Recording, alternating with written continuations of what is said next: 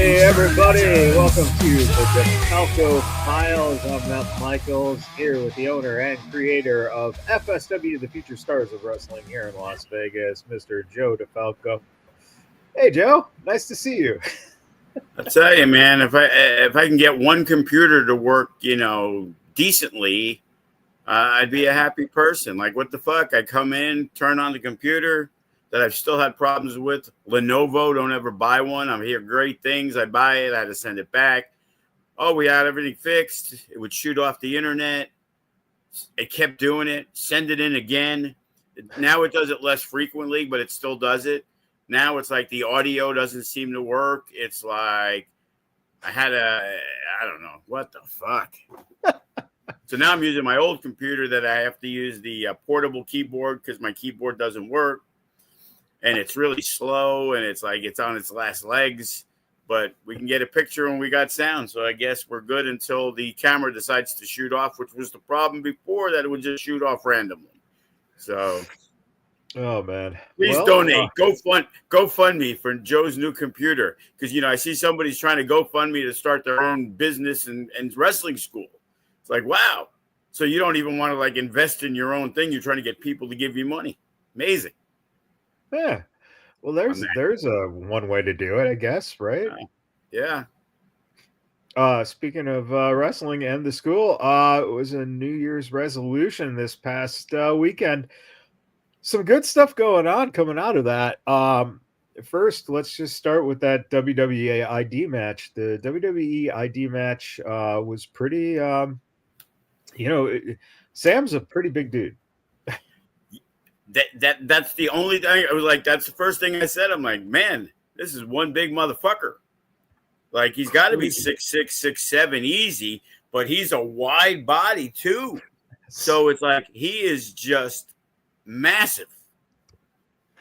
Yeah, and it was again, there's certain things obviously in these ID matches that they're looking for. So it's not like you're putting it together. It's not like the guys are necessarily putting it together. They know what their mission is, and the tapes go back to the office. So in the end,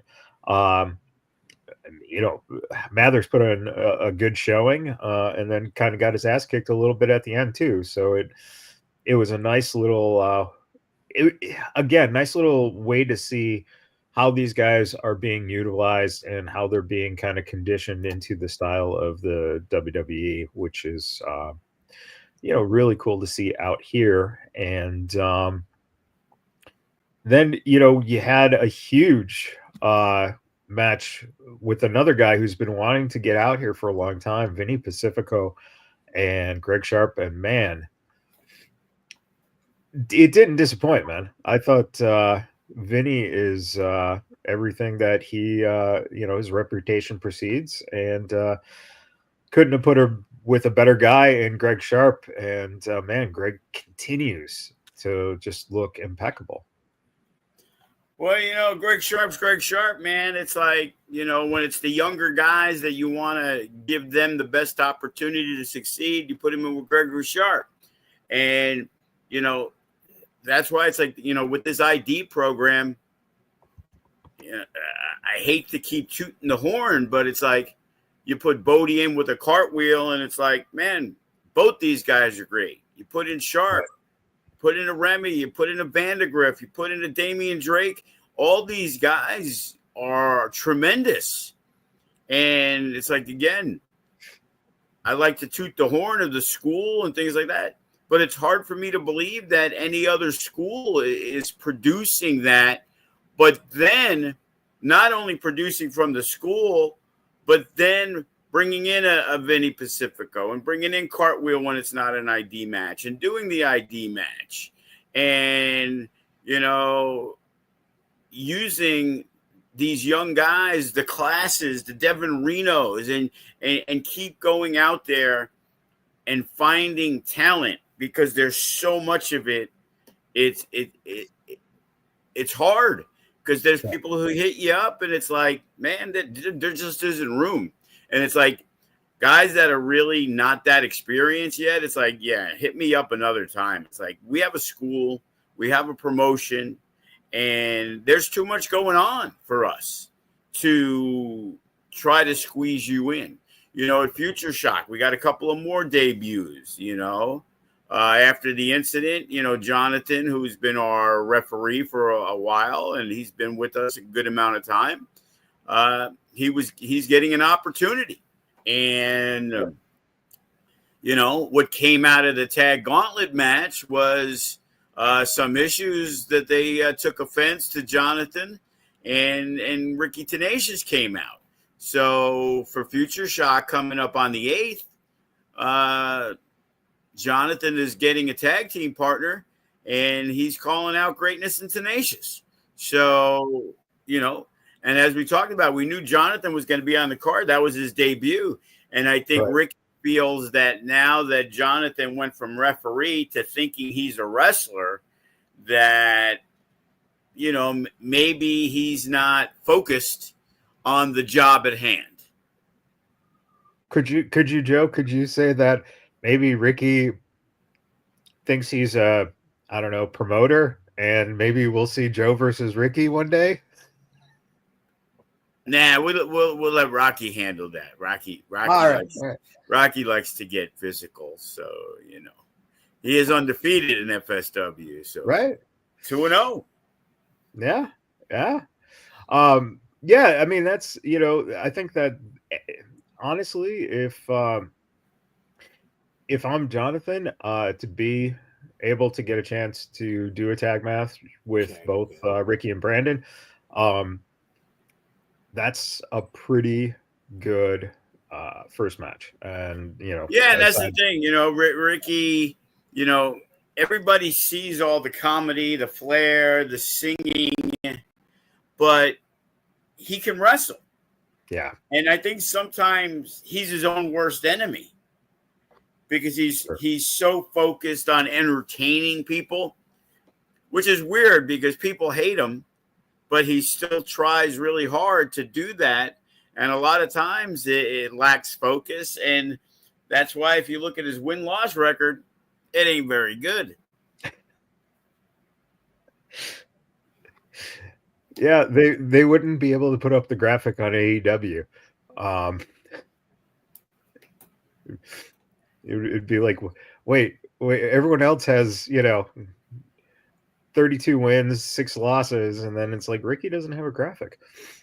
We also talking about killing it, man. Bryce and Vandegrift. God,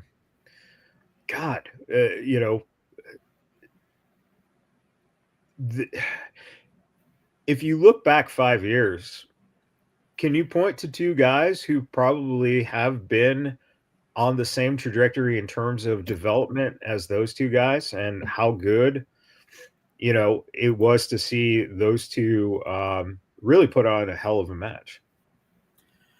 Well, it's funny. Obviously we liked Matt when he first came in. He trained at Santino Brothers years ago. And then he came to FSW, and he was just this unpolished gem that you could see he did some good things. He had size on him. And for a guy his size, was able to do some tremendous things. And Matt lacked, a look. He lacked being in great physical shape. He lacked a personality. But there was still something about him that stood out, that kind of overtook what he was lacking.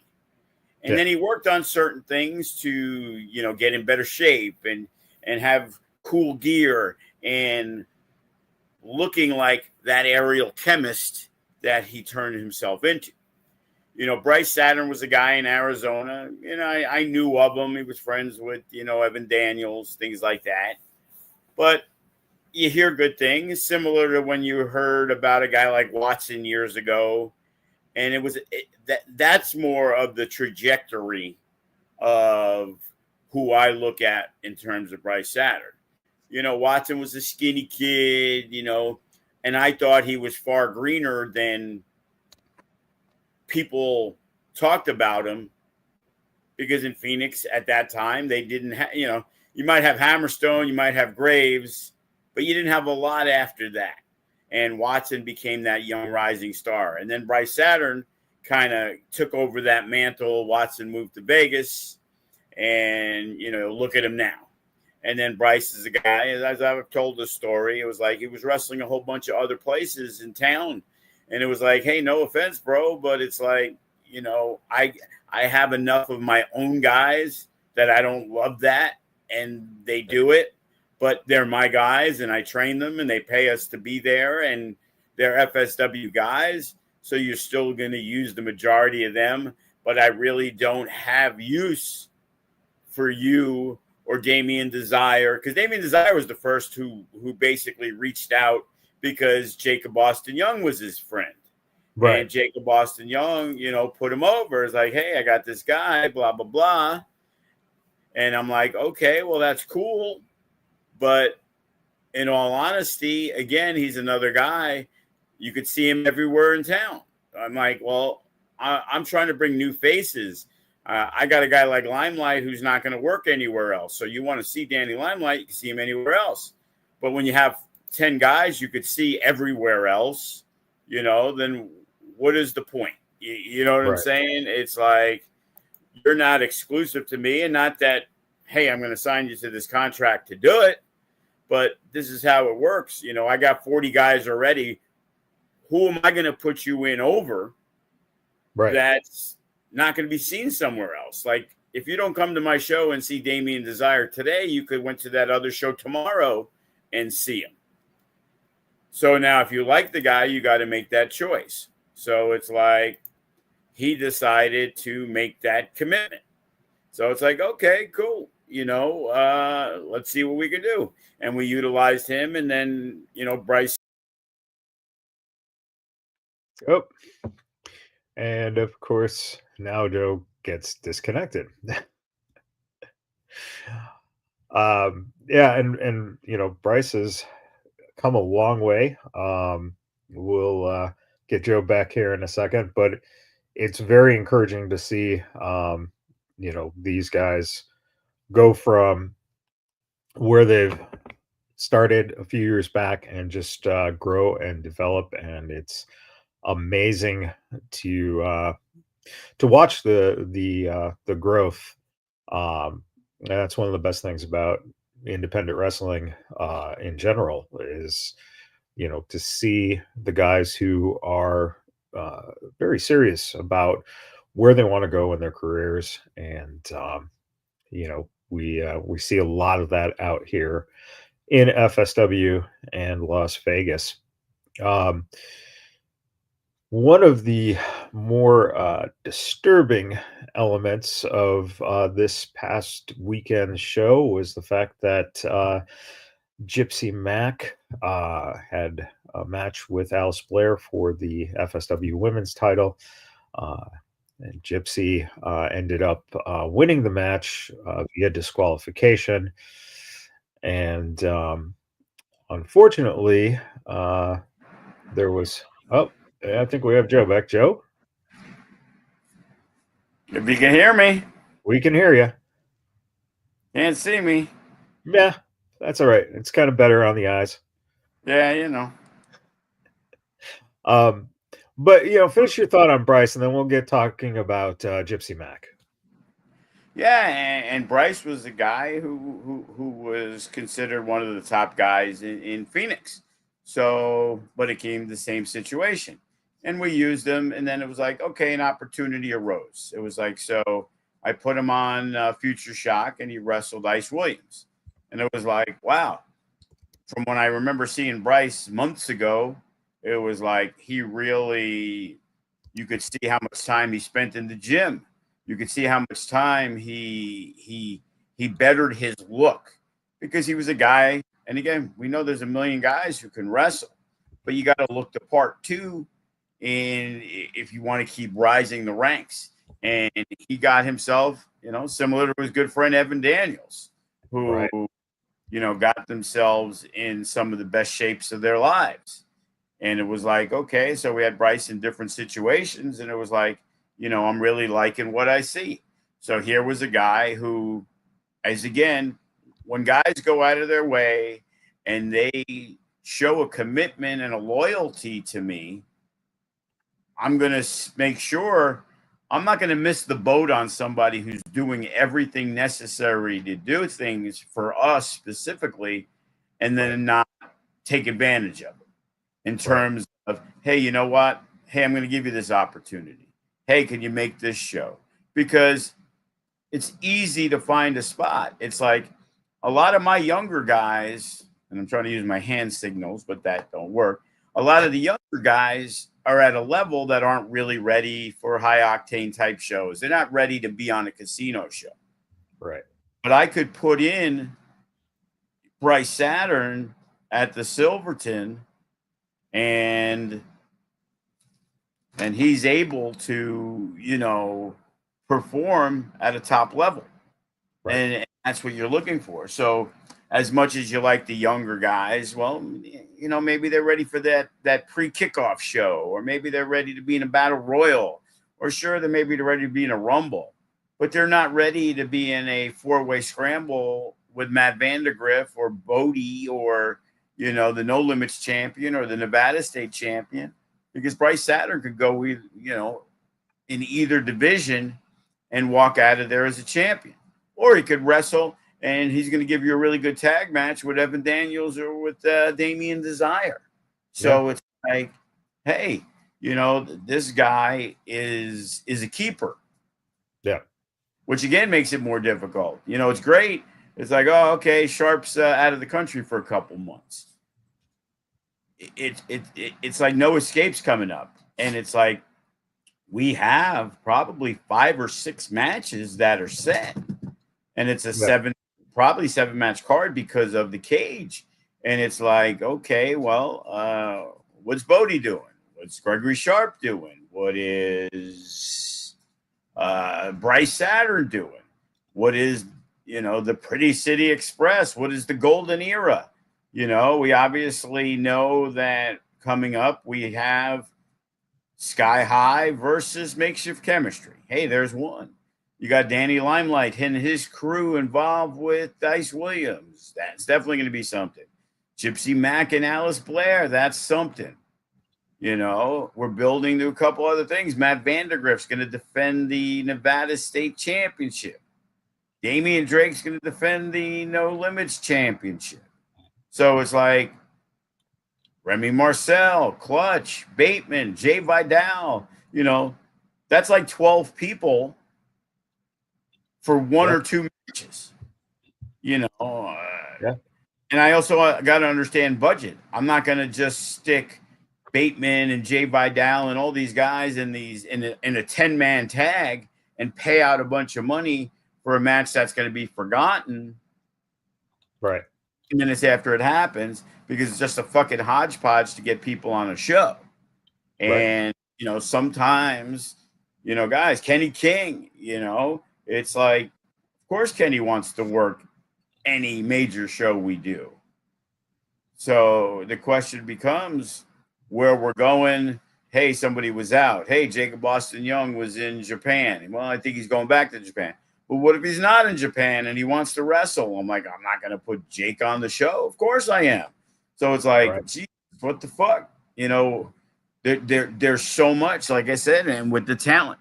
So it's like, well, yeah, what about the mariachis and the younger guys in FSW who've done well, that there might not even be a pre-show match for these guys?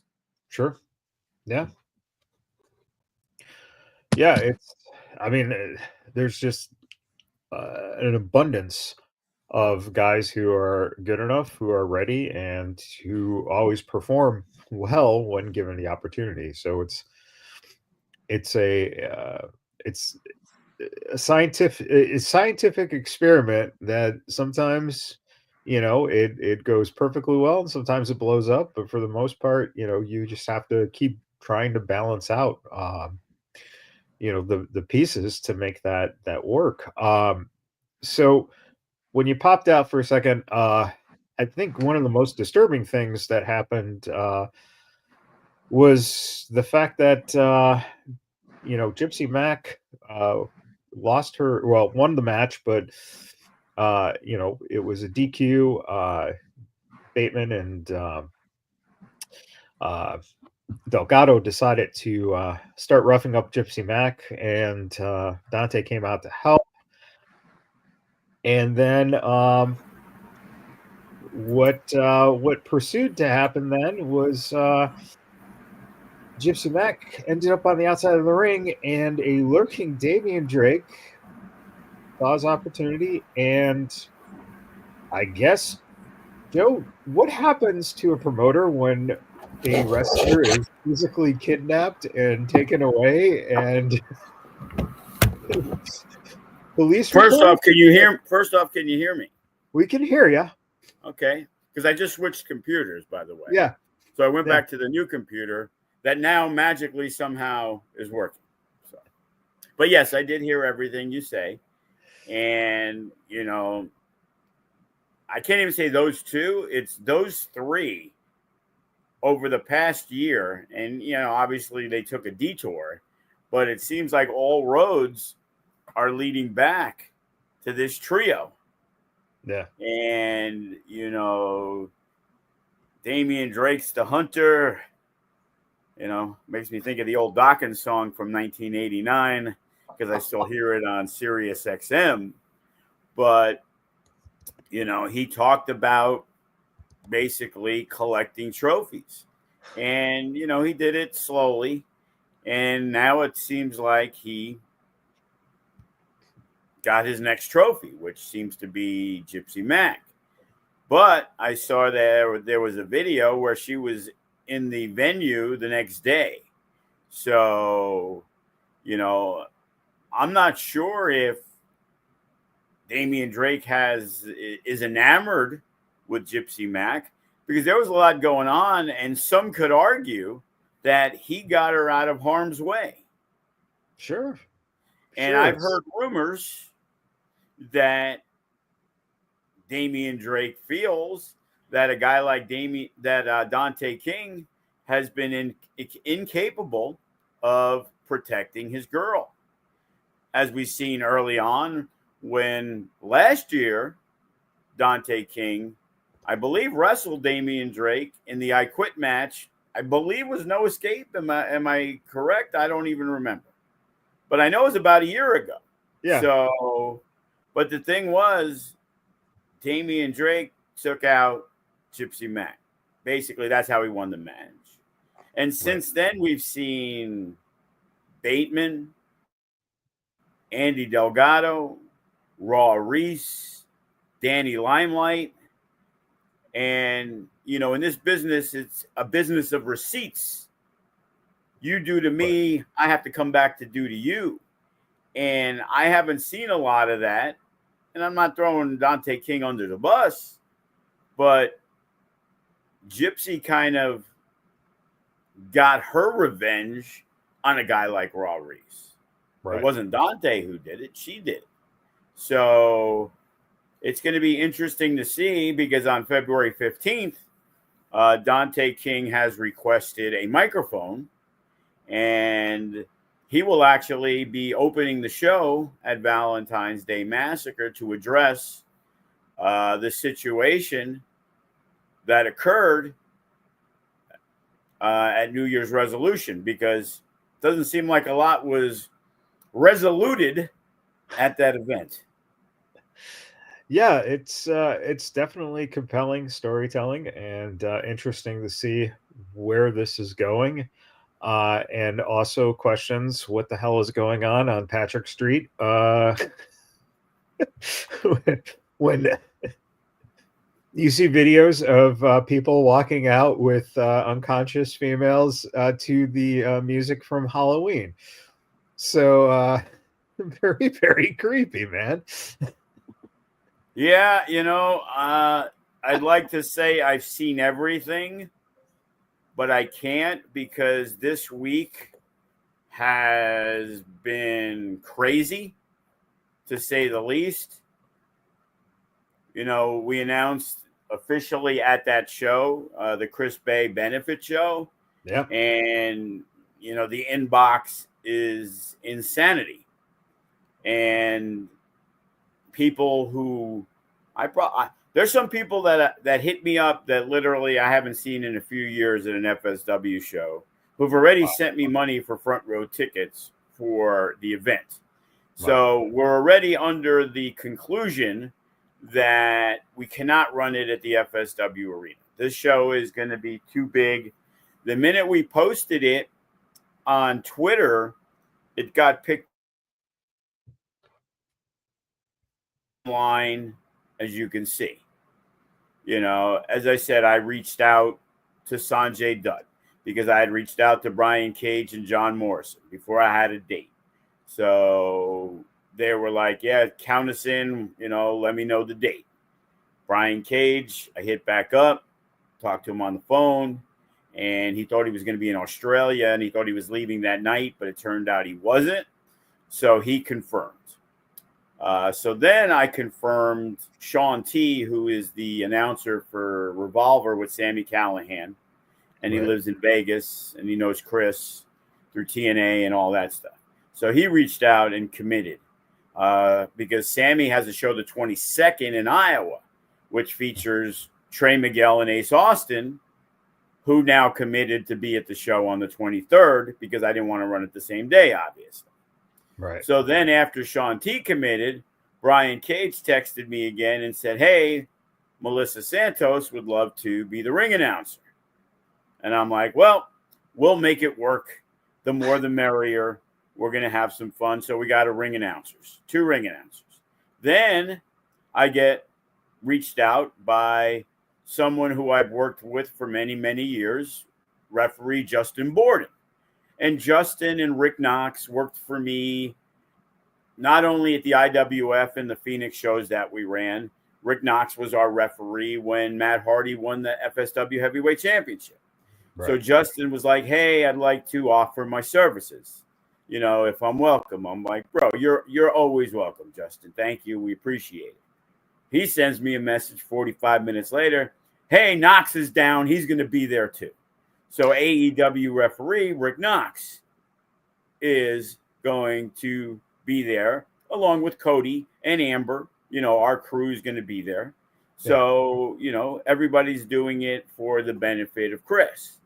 So then I believe I talked about it on the podcast. I hit up Sanjay Dutt, and when he tried to get me, I'm still waiting to hear back about Morrison on the date, which I'm assuming that if John Morrison comes, he will bring his wife, Taya. Well, we kind of have a ready-made match if we got Taya versus Brittany Brooks. Would already be set. You know, that's the one you could put, mark it down, good to go. Okay? Right. So then I hit up Sanjay because I wanted someone specific. And I'm like, hey, if you can hit up Shane Strickland. And he's like, yeah, no problem. I'll see if Shane wants to do it. Literally a day later, I get a Facebook message from Shane Strickland because Shane's worked a couple of Meccas before. He worked my IWF shows. And what's funny is Sanjay hadn't even reached out to Strickland yet. And Shane's like, hey, Joe, how you doing? Blah, blah, blah. I'd really like to work the Chris Bey benefit show. I'm like, I don't want any pay, you know, just, you know, get me there. Make sure you get me a place, get me a hotel, which it's a Sunday. Later, yesterday, having a big meeting about maybe moving the venue to somewhere we've never done before, but they're interested in doing a Mania party and a after party. It turns out it was like, okay, so we have an opportunity possibly to move the venue. So Shane Strickland's in. So after that, I go to the school yesterday. And who do I see there? I'm like, oh, there's Zoe Stark training with Matt. And Tom Howard's there. And I'm like, oh, shit. Because I hear somebody talking. I'm like, oh, shit, it's fucking Tom. So I go to Tom, hey, how's it going? I see you're doing a lot. I'm like, yeah, I haven't seen you in a bit. Shoot the shit with Tom for a little bit. And then I told him about the situation with WWE that, looking into Kevin being at the show.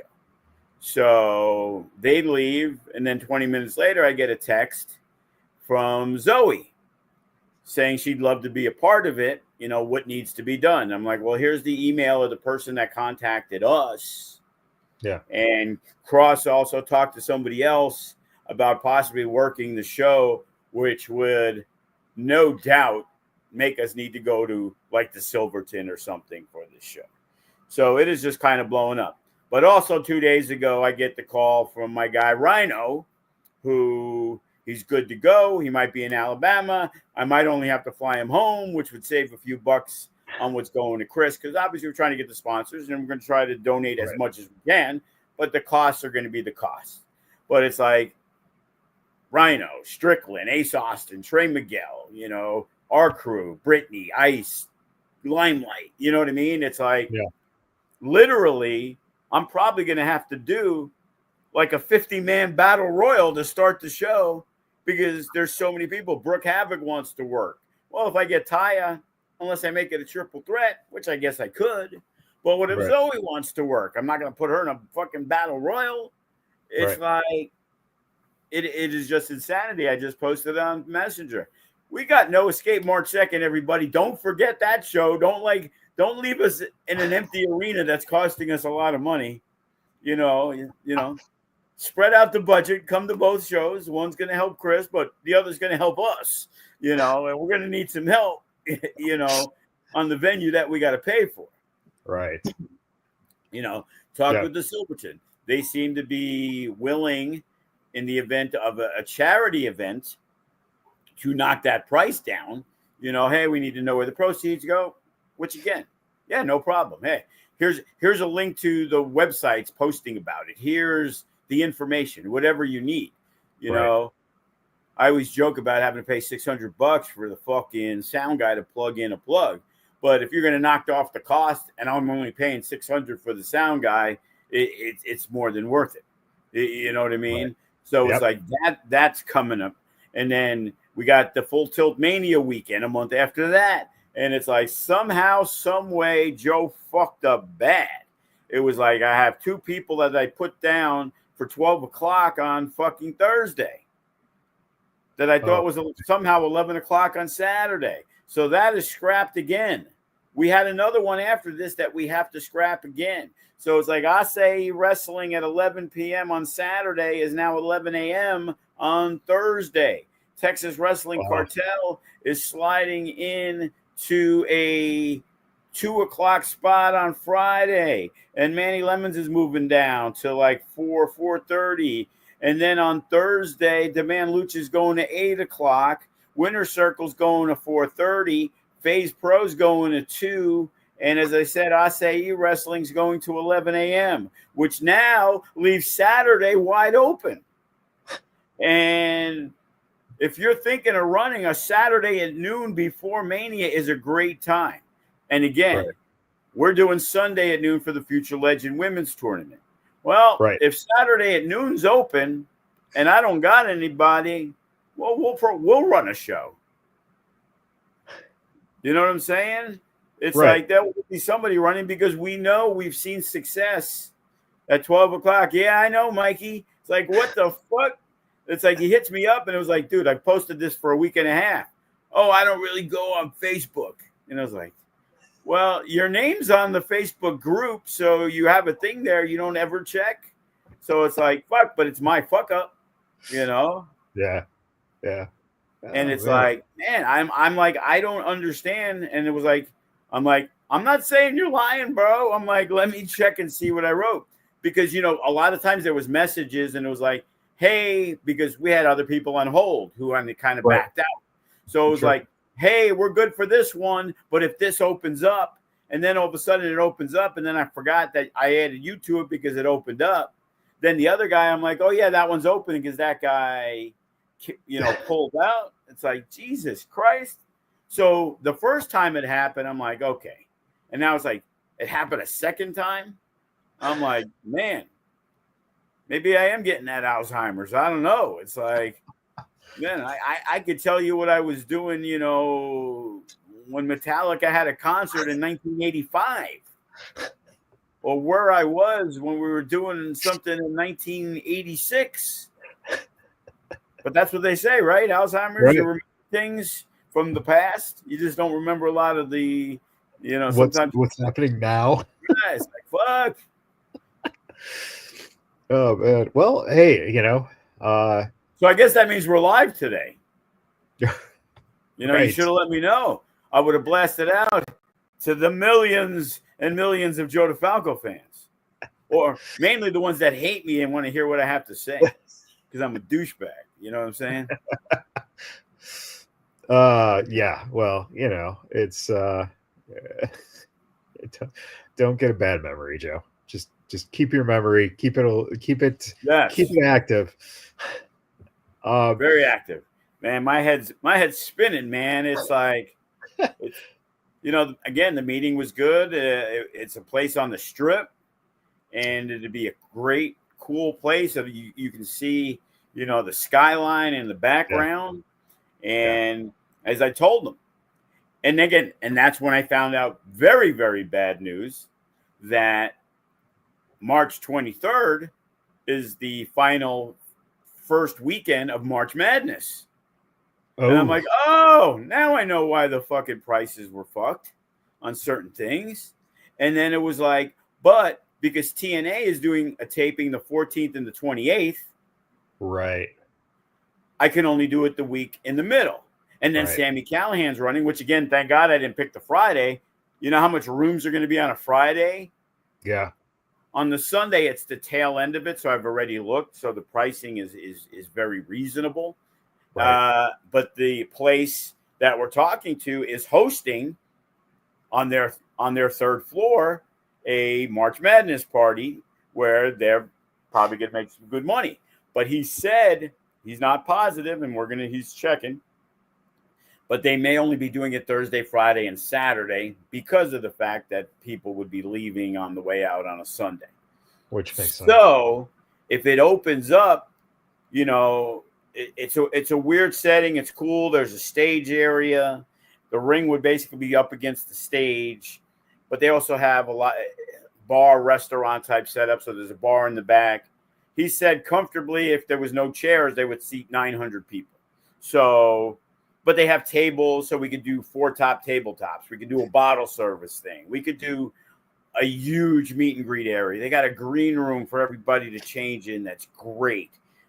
And it's like, as I pitched to him of, hey, donating the room for us, in terms for that, it's going to get goodwill for you because a month later, you're trying to do a watch party that I haven't heard of any other than maybe one downtown. So my job is to now go out there and, I've talked to the Godfather already. So we're trying to see within their budget because, as I told the guy, depending on your budget, a guy like RVD may not want to leave his house for like 10G. You know what I mean? And, well, that's a little high. And it's like, okay, well, I need to gather an idea because, I'm not going to do all this work, pay a guy to come in and we get nothing. But if in turn we're getting the use of that facility for free, and now it sets us up for something down the line, because if we do the Chris Bey benefit show there, you're making money, motherfucker. You know what I'm saying? You're going to be making food. You're going to be making drink. There's going to be a lot of people there. It isn't, we're running a show and we're going to hope to sell tickets because we know to the locals doing something on the strip is a little more difficult. For the Chris Bey show, benefit show, people are buying tickets already without knowing the venue. It's kind of like the old, when we did the show at the Cannery with Liger, nobody knew where the venue was, yet we sold a shit ton of tickets. And 3 weeks before the show, we didn't know where we were at. It was probably 2 weeks before. Same thing when we did the Mecca and we got kicked out of Diversion. Nice to see them out of business. Yeah. I saw the owner, since he owns Eggworks, crying about egg prices on the news the other day. And I'm laughing. I'm like, motherfucker, an egg, even when it's expensive, an egg, you get what, $4 or $5 for a dozen? What is that, 40 cents an egg? You're charging $15 for a 2-egg omelet. Like, you're charging 9,000% interest. Now you can only charge 7,000% markup. Like, I feel sorry for the egg guy who's now paying, 80 cents an egg instead of 45 cents an egg. Fuck that motherfucker. You know what I'm saying? And you just said the word news too. I'm sure if this particular venue, if everything is in place, um, I'm sure there will be an opportunity to do, local news promotion. So, Right. And I've already talked to some people there because there's going to be people in town. But it's also goodwill for you. So now we go on Twitter, we go on Instagram, we go on Facebook, we go on the news. Hey, the event's going to be hosted at this place. And this place is also in 30 days or 25 days is hosting a WrestleMania watch party. They're going to have an after party. They're going to have, I've been okayed to have where, hey, it's going to be a all you can eat buffet. It's going to be an all you can drink package. It's going to be a little steep, probably. Obviously, it's on the strip. But right, I have the okay to get some of the top guys who are willing to do it. Like, hey, Kenny King, you want to come hang out? WrestleMania, you're going to have free food and drink. That way there's 5 or 6 or 7 people for the meet and greets and all the other stuff. You're not relying on us, on the locals. You're relying on the tourists who are coming in who, again, we know everybody's not going to WrestleMania. So they're going to want to go right, to a cool place. Hey, I get to hang out with these guys. Hey, these guys did the thing for the Chris Bey benefit show. Hey, that's real nice of them. They're really doing something. They're doing it, and it's obvious they're cool with wrestling. Who do right, we want to support? Somebody that's cool at wrestling. They let us host a show in a beautiful spot for free. Let's help give back and support them for what they did. yeah, So it's a win-win, and he 100% agrees. But again, the issue becomes, do they have the March Madness thing going on the Sunday? And if right, not, and again, appreciate it a thousandfold the Silverton, who, I've had a lot of negative things to say because there have been negative things. sure, But they're willing to stand up for this. And again, we're still there. So at this point, obviously the positives still outweigh the negatives. But right, this would be something major. But I think this is going to be a unique type of event. And there's a lot of different stuff that are going on that, it would be cool, kind of like when we did Natural Born Killers and basically downsized, took out the guardrails.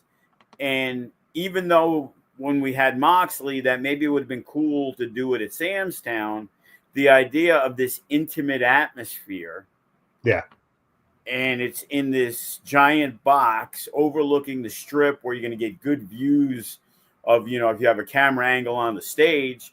He's also pitching, hey, you want more seats? Maybe a VIP seat. So you have the rampway, but you put like at the FSW Arena, the way we have the rampway, and we have it. Because the way the setup is, there's tables up top, and there's, bigger tables, and there's lounge couches, and there's all these cool things that you can incorporate that, to me, a meet and greet is going to be super cool to have there.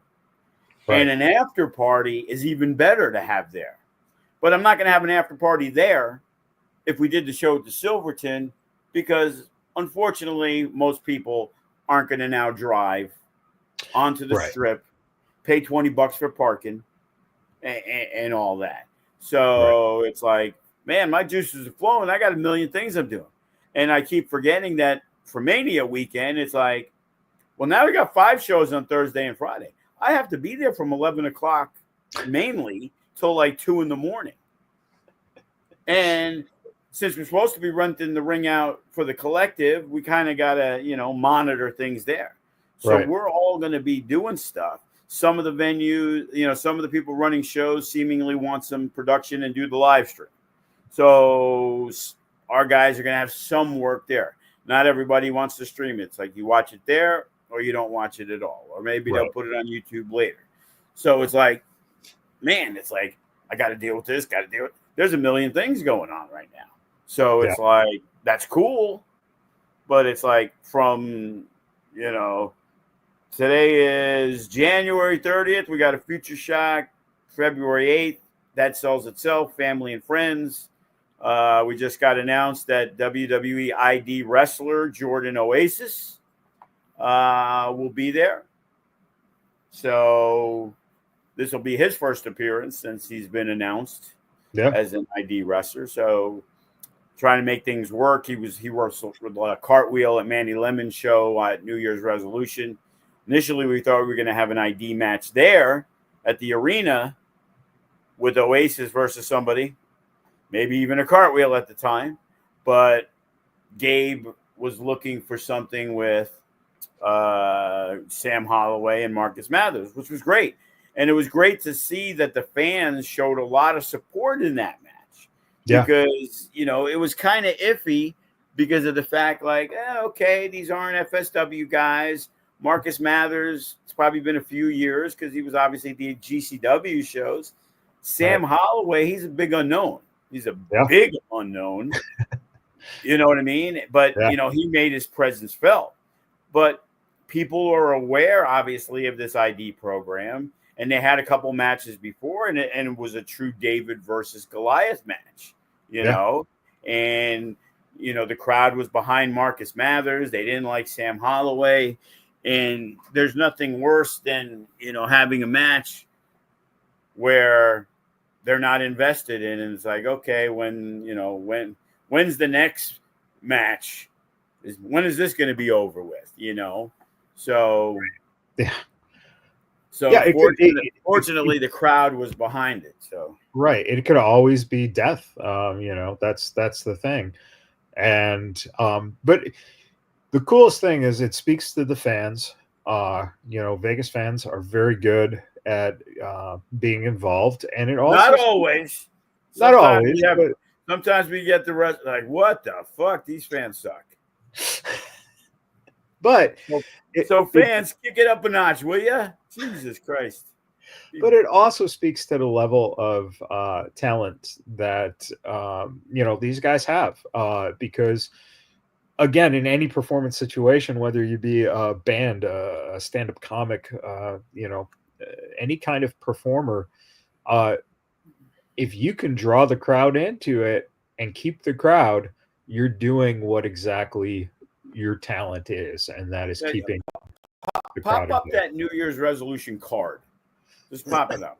Yep. All right, so you look at it. Okay, Matt Vandegrift, New Japan guy, doing great things. Bryce Saturn, one of the top wrestlers in Phoenix. Then you go to the ID match. That sells itself. It's a WWE-sponsored match. Then you got Gregory Sharp, one of the best on the West Coast. Then you got Vinny Pacifico's never wrestled for us, but he has a stellar resume. It's like, oh, okay, that's three. Wow, okay. And then you got our champion and Gypsy Mac, and you got that going on. All right, that's cool. Oh, you got Jimmy Jack's back. And it's like, Jesus, fucking Duke's a fucking monster. And it's like, oh, okay. Then you got this tag thing where you got 4 or 5 teams. Joe, really quick, too. Don't forget, you also had an antagonistic MK calling out Shogun again. I think he dedicated that one to him. I know some of the fans I got messages. They were a little upset about MK mentioning Shogun in that particular moment. And again, sometimes it's bad taste, and you know what? Sometimes you're going to have to answer for your actions. Then you go down into the also featuring, which I don't even see him there, which is Tyler Bateman, who is a guy who's wrestled in Ring of Honor, and he's done a lot in this business and trained at New Japan and done New Japan stuff. And now he calls out Jay Vidal and then replaces Jay Vidal in the Scramble match, which also has Dante King and Remy Marcel and Evan Daniels. Yep. But now we have another match, which is Jay Vidal versus Andrew Delgado. And it's like, this card is a show at our arena. Yeah. Like, we don't have Danny Limelight on this show. We don't have Ice Williams on this show. We don't have Damian Drake per se on this show. We don't have our tag team champions on this show. And it's like, wow, look at this fucking card. We don't have the other ID guy, Jordan Oasis, on this show. Then we'll go to February 15th, and it's like, oh, we're going to have Danny Limelight on the show. He's wrestling Joe Braxton. And we have and it's been agreed upon, we have a major announcement regarding the main event of No Escape. We also have another match that we will be announcing inside the steel cage. Well, you know what? I can announce it now. With everything going on, the FSW Women's Championship, Alice Blair versus Gypsy Mac, will be in the steel cage. So, Great. Yeah. you know, the FSW champion, still figuring out the dynamics of the match we're going to do, will be inside the steel cage, as will Ice Williams. The question is what kind of match that we're putting together for it. We have an idea, and we know it's going to be the main event, but we will figure that all out. Fuck it, why not? It's going to be a war game style match. It's going to War be games. war games. So Yes. 2 guys will start, another guy will be individual. So that's going to be the match. And the way it's going to be set up is the winner of. Now, not only is it for the FSW Heavyweight Championship, Braxton versus Danny Limelight, it's also for the advantage when the third person has to come in. Right. To the 2-on-1 advantage. Right. So who gets the advantage team-wise for the cage? Yep. So, Limelight could lose it all before No Escape. You know what I mean? Hey, but and if you're a fan of Danny Limelight and you've been paying attention, he's got stuff falling apart with the bodega in California. I mean, he's got this going on with Ice here, and it doesn't look too favorable. And where's his focus? He's making movies with Snacks from the Luke Cage show. Yeah. He might be the newest member of Notorious, just like the guy Hauser, who wrestles now for Revolver. Right. You never know, but it's going to be interesting to see what we got going on there. And it's like, who's going to wrestle Matt Vandergriff? It's like, I don't know who Matt Vandergriff's going to. I'm trying to figure everything out for the 15th. And then it's like, oh, yeah, I haven't figured out this weekend. But then we had the meeting. We had all the other stuff. And now we're to Thursday. And it's like, I only have one match set for February 15th. Like, I know who's going to be there. It's like, there's not a lot of people who want to put their name on the dotted line next to Duke Lawrence for his match. Right. Right. Yeah. So, that's a problem. Yeah, it's good problems to have too. So so we're gonna see. It's like, can't miss a show. There's just too much going on, and it's like, hey, is there any chance that somebody who is going to be at the Chris Bey benefit show on the 23rd, maybe he wants to make a special guest appearance at No Escape on March 2nd? Maybe he's in the area. Maybe he's in Cali. Hop a jet on over for $59. I'll cover it. So, it's just, again, you talk about, man, this thing, man, I'm getting tired. This isn't working right. And you're not getting it. You seemingly don't feel appreciated for what you're trying to do for people. But it's like, and then all of a sudden, again, it's like something happens and it's like, whether it's the Mania thing or, hey, so many people are reaching out because they want to help Chris in any way they can. You know what I mean? And It's like, it motivates you because sometimes you're like, fuck these motherfuckers, bunch of assholes. But then you see, guys that I haven't worked with in years, like a Shane Strickland reaching out, or a guy like Rhino, who I always told people, like, hey, it's Rhino. Fuck, it's Rhino. All of a sudden you walk into TNA and you never really talk to the guy, and he's like, hey, Joe, how you been? Blah, blah, blah. Like he knew me, and now it's like we have phone conversations. Like the 10-year-old who used to watch Chavo Guerrero Sr. with his abuela, it would be like, hey, kid, in 30 years, 40 years, you're going to be hanging out with all these motherfuckers. You're going to meet Chavo Sr.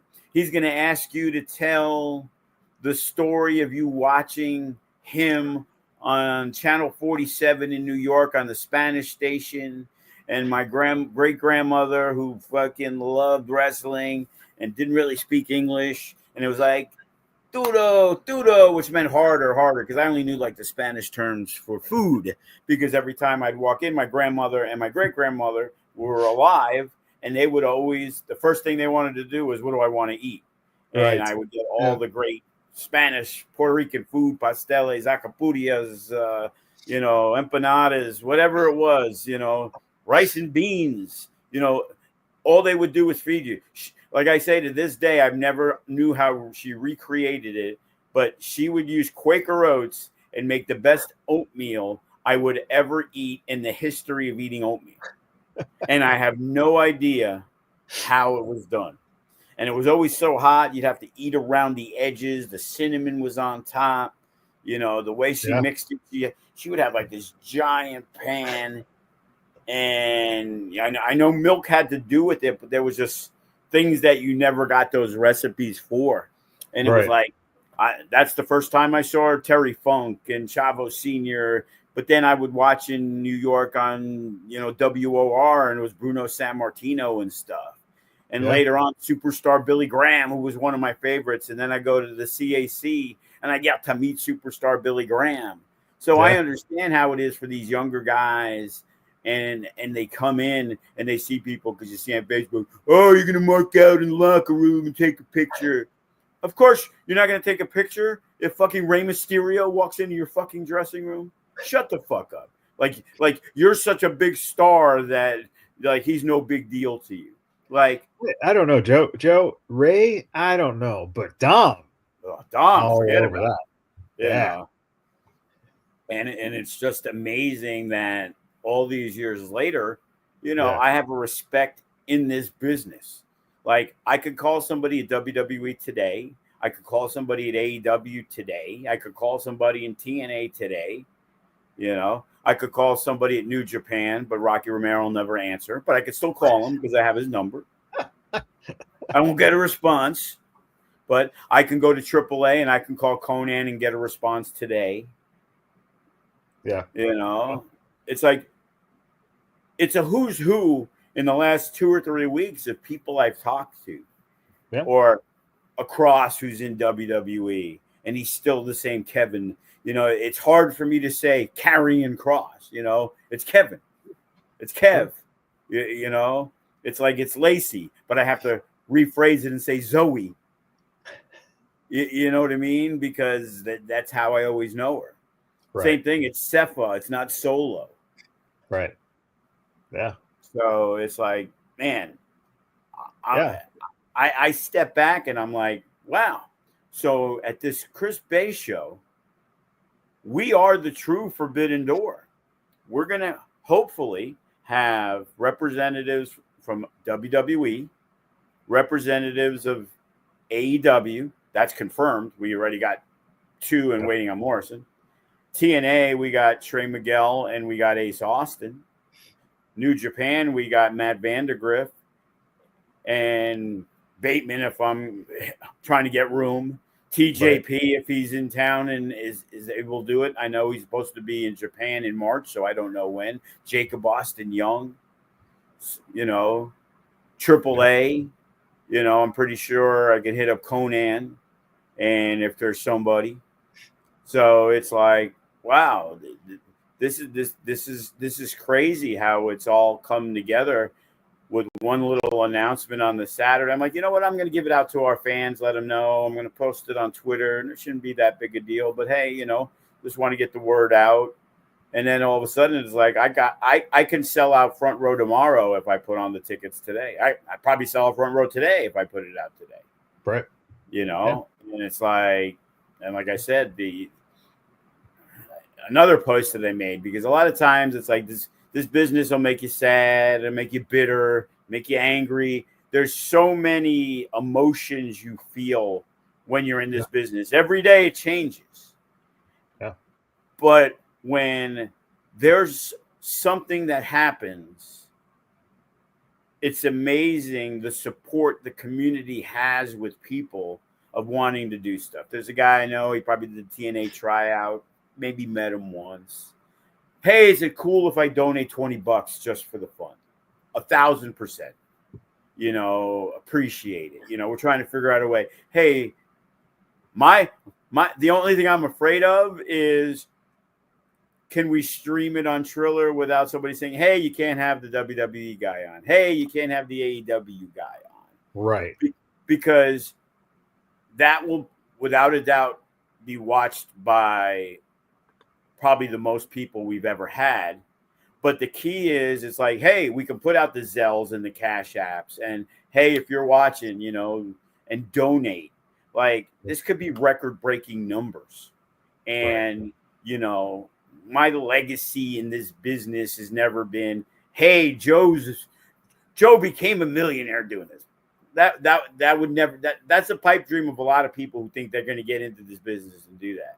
My legacy is like, hey, man, that FSW, they got Cross, they trained, and Solo Sikoa and Zoe and Chris and this, and doing something, or with the community where, I smile more when I see Brandy's getting married to a guy he met at our fucking show. Right. And the Furman crew wasn't even a crew. It was Furman and Bradley who knew each other. And they came in, and then all of a sudden they became friends. And now all of a sudden, hey, we're not making the show because we're going to the hockey game with George or whatever it is, because these people socialize. Yeah. And somebody who's a wrestler and somebody who bought a season pass ends up getting married and they have a kid. And the kids class, where a lot of the kids feel afraid or made fun of because they love wrestling, and they go to the kids class and they make friends that when Bodie's 9 or 10 years old, they know Bodie, and 10 years later, they come to a show because it's like they were friends with Bodie. They can't believe how well he's been doing. And all the other people who've gone from the kids class who now wrestle on the shows. And then VIP comes back and he's doing the Air Force gig. And there's so many people that FSW, like, it's not AEW. It isn't like, hey, we all hung out and met at a WWE show and became lifelong friends. We're the community. We're that community company that everybody, there's so many people that can say, how did we meet? FSW. And it's like, that brings the bigger smile to my face. Yeah. Then, we made an extra $300. That money's going to come and go. Doesn't matter. The older you get, the more you see. It's like, hey, knock on wood, my house is paid off, whatever. So I can sell it if I had to, if I needed money desperately and downsize. The kid don't live there anymore. You know what I mean? I got a big house, whatever. It's paid off. Yeah. So it's like, what can we do that does something that people are like, oh, yeah, man, they did that. Yeah. The one thing we're lacking right now is maybe, which we tried earlier, and Ricky's done a good job of that, is getting into the school stuff, and, we were the first to go to an assembly and do a anti-bullying, they brought the whole auditorium out for us, and we were there and we had people talk and probably made fans from that. And so, and every year bypassing the gate to give out food and toys and try to have somebody have a better time, I look at Chet Buchanan and it's like, man, that's fucking crazy how much shit that he is able to raise for people. Yeah. But, I don't know. And somebody posted it, and it's the truth. I don't know anybody who's gotten a bike from Chet Buchanan, but I know a bunch of people who got toys or food from a food drive because we delivered it to that place. Right. So for us, that's what we did. It's like, oh, Because why am I giving it to him? We can do it ourselves. We put in the work, and it's like nobody knows if when we donate to Three Square and all these different and Opportunity Village and all the other things, because we don't feel the need. It's like, hey, we're raising money. Hey, one of our guys, Gunner, man, he's not doing well. Let's raise some money. Here's an auction. Here's a raffle. Here's $1,000, whatever it is, But on this one, man, it could be 20,000, 50,000, 100,000, And it's like, man, I know I can sleep at night. I know I can be like, you know what? I tried and I went out of my way for people. And for the people who don't like me, I don't give a shit. It's like, people don't like a perception. People don't like something they may hear. But most people who sit down and have a conversation with me know one thing: I'm fucking real. It's like I ain't bullshitting. I'm telling you exactly how it is. Why do you think I fight with my kid all the time? Because you don't want to hear that. You don't want to hear what he needs. He wants to hear how great he is, just like all the wrestlers. A lot of them get a little perturbed when you have to tell them, you get cocky kids. I got a kid now. He's wrestling. He's good. Nice amateur wrestler, Colin. And, I goof on him a little about his match with Bret the Thread on New Year's Eve because his match with Watson was very good. I don't believe his match was that good. Oh, well, you need to watch it again. No, bro, it wasn't that good, kid. It's like, so yesterday I ended up having to leave, which was funny, but it was like, I gave Kenny the spiel of why, because Colin was there, of what I didn't like. So he tried to explain it, and I think it was sharp, and it was like, well, you kind of did the same thing we were talking about with Adrian Rain when he decided to dive out and he fucking landed on his head, and we thought he fucking broke his fucking head, Right. And it was like Colin did something, and he jumped on the outside to try to take out Bret. And he was like, no, I didn't land like Rainey at all. And Sharp's like, yeah, you kind of did, bro. It was like you did exactly what you talked about not doing. And it's like, we're goofing on you, but we're trying to help you, kid. Yep. When Gregory Sharp, Joe DeFalco, and Kenny King are telling you something, don't fucking blow it off. We understand you're going to make hundreds of rookie mistakes. Right. But don't stand there, chest pouted out like, oh, no, you got to check that. No, bro, we're telling you. I don't need to look at something 50 times to tell you did it wrong. You probably shouldn't have did it. And it didn't work. Accentuate your strengths. Back in the day, you say something like that to Joe, Samoa Joe, be like, okay, get in the corner. And he would chop you a good 10, 20 times until you said, yes, sir. Yes, sir. Yes. Yeah. It's like, that's the thing. It's like, you have to have the humility. You have to have the confidence, but you have to have the humility and the willingness to learn. But you also have to have the balls to be able to accept your criticisms. Absolutely. Your family and friends are going to come to the show and tell you how fucking great it was. Because when you bring 20 people to the show, 20 of those people cannot do anything that you did in the ring. To them, it's fucking extraordinary. Yep. Oh my God. I can't believe you whip somebody into a rope and hit a clothesline.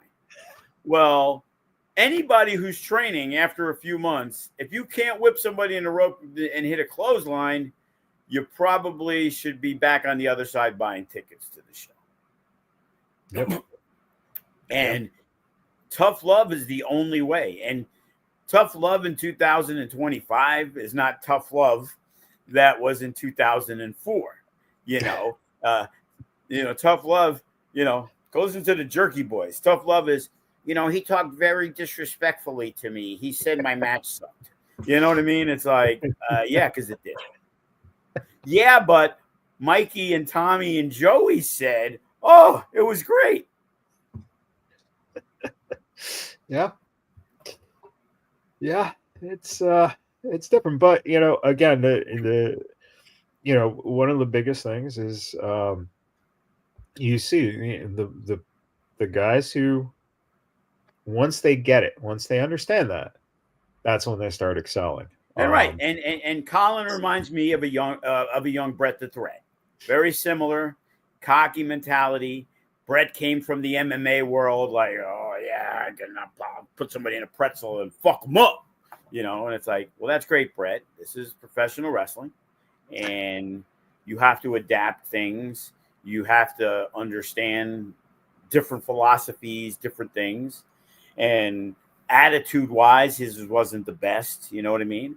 Yeah. But he's grown into himself.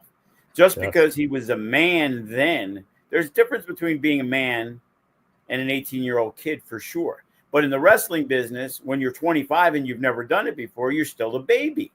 Yep. It's funny. I'll walk in and there's 17-year-old Bodie scolding the 29-year-old that's training, but you better not talk back to Bodie because he's the fucking man and you're the fucking boy. Yep. And he's telling you because he knows what's right and what's wrong. Just because you did it because you saw it on YouTube and you did it in the backyard with your friend. Oh, yeah. Have you had training before? Yeah, I studied YouTube, Like, what? What does that even mean? Yeah, I don't know how to do the moves. I studied it on YouTube. I went over stuff with my friends. It's like, oh, yeah, you get the full rate, bro. Sorry. Bring cash. All right. Final thoughts as we wrap up for this week. Yeah, don't forget about our shows before March 2nd. The 15th is going to be huge. Everything's going to be announced. Everything's going to be set for No Escape Apocalypse. We had a little name change on that, but Ice and the Faction, Limelight, and Notorious, they both want war. Well, if you both want war, there's an easy way to solve it. The women's championship match. Too much going on. Look at what we saw at the last thing. The Mist, Andrew, Bateman, Dante, even Damian Drake, got involved. Even, tag matches with Ricky Tenacious going after the referee after they're eliminated. So the cage has come at a perfect time. So join us February 15th, Valentine's Day Massacre. Johnny Royal, the former Jonathan, as the referee. He has sold 51 tickets for Future Shock. So it's going to be a packed house for that one. So, we look forward. 5 o'clock start on February 8th, the day before the Super Bowl. So, I don't even care. Man, the biggest football fan in the world. It's like, man, the Bills and the fucking Lions lost. But. And then I was rooting for the Redskins in the last game. So they lost. So I had the three teams I wanted to win. Fucking mush strikes again. So who do you want to win the Super Bowl, Joe? So we know who to put the actual money on. There's something about the Eagles I don't like. Like, the Chiefs always win. They seem to get the breaks. Right. I still believe Mahomes might be the best quarterback in football history. So it's like, well, if they're going to repeat, I felt they kind of gave them a little. I watched the game. Everybody's crying about that 4th down call with Buffalo. Well, the guy on 3rd down made the 1st down, and they called him short. And then on 4th down, the other referee called it a 1st down. The other guy didn't, and then they chose the other guy's spot. And it was like, I think the 3rd down play was more of a 1st down and got it more because when he stretched out, he was on. His body was actually over the line. So it was it was really disappointing. Josh Allen played great. I like Buffalo. I've been wanting him to win for a long time. The Chiefs, I loved them when they were that team trying to get there because I thought they were so great. Now that they're there, the Lions were the team that I was like, man, I love the coach. He's so player coach guy.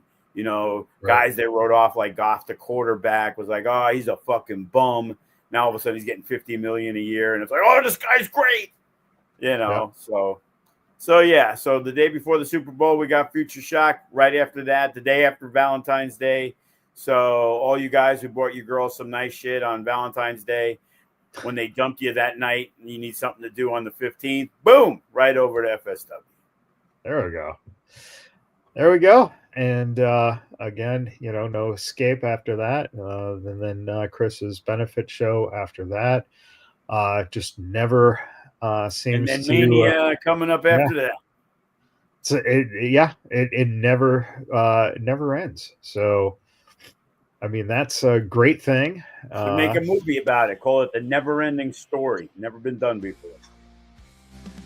That's right. And with that, this episode will end, and we'll be back. See you guys next time. Until then, everybody, happy wrestling, everybody.